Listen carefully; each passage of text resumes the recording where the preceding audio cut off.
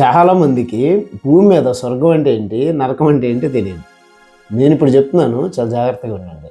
America salary, UK houses, Chinese food, India wife ఉంటే అది భూమి మీద స్వర్గం.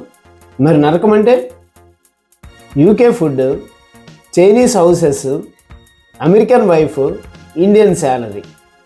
ఇది భూమి మీద నరకం. ఇప్పుడు ఈ విషయం ఎందుకు చెప్తున్నానంటే, ఇన్ఫోసిస్ కోఫౌండర్ అయినటువంటి నారాయణమూర్తి గారు 72 అవర్స్ పర్ వీక్ అనే విషయాన్ని గురించి పెద్ద చర్చతో పాటు వ్యవస్థాగతమైన లోపాలను నెటిజన్స్ బయటికి తీసుకొచ్చారు.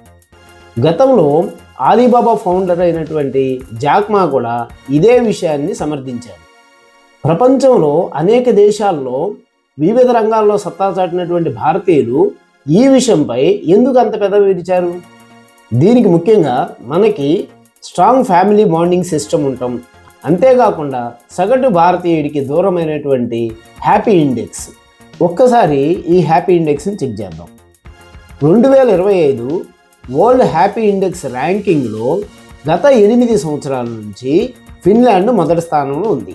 కానీ 147 దేశాల్లో మనం మాత్రం 118వ స్థానంలో ఉన్నాం. దీన్ని బట్టి అర్థం చేసుకోండి, హ్యాపీ ఇండెక్స్లో కేవలం ఇన్కమ్, వర్క్ లైఫ్ని మాత్రమే పారామీటర్గా తీసుకుంటారా?